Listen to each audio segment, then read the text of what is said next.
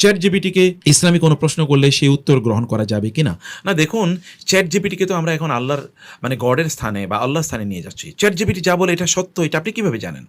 Chat GPT তো bias. Chat GPT তৈরি করেছে কে?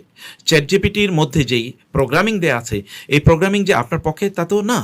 তো ফলে চ্যাট জিপিটি অ্যাভেলেবল যে রিসোর্স আছে অনলাইনে, এগুলো থেকে নিয়ে আসে। ওই অনলাইনের আপনি হাজার হাজার ওয়েবসাইট তৈরি করেছে ইহুদি এবং খ্রিস্টানরা মুসলমানদের বিরুদ্ধে, আনসারিং ইসলাম অথবা ইসলাম অর্জ। আপনি দেখবেন যে এটা ইসলাম নামে, কিন্তু এটা আসলে ইসলাম বিরোধী। অতএব ওইখান থেকে সে তথ্য নেয়। এই তথ্য I have checked it my self, আমি নিজে অনেক দেখেছি যে বহু তথ্য বিভ্রান্তিকর।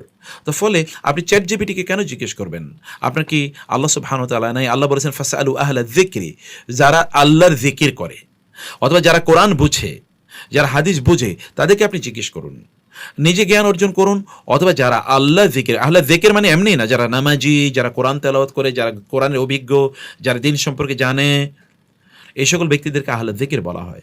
তাদেরকে জিজ্ঞেস করতে আল্লাহ তাআলা বলেছেন। চ্যাট জিপিটি তো আহলুল যিকির না। অতএব চ্যাট জিপিটিকে এই জাতীয় প্রশ্ন করা, এটি এবং তার উপর শতভাগ নির্ভর করা, এটা আপনার ঈমানকে দুর্বল করে দেবে। বরং এখন তো আমরা দেখছি যে চ্যাট জিপিটি মূলত মানুষকে ব্রেনলেস করে দেওয়ার জন্য এসছে। আপনি চ্যাট জিপিটির উপর নির্ভরশীল হয়ে গেলে এরপরে আপনি আর পড়াশোনা করবেন না। আপনার নিজকে আপনি একেবারে ড্যামেজ করে দেবেন। হ্যাঁ, চ্যাট জিপিটিকে কিছু আপনি তথ্য নিতে পারেন, তারপরে এগুলো আপনি রিচেক করবেন যেগুলো সব ঠিক আছে কিনা, এতটুকু আপনার করা দরকার।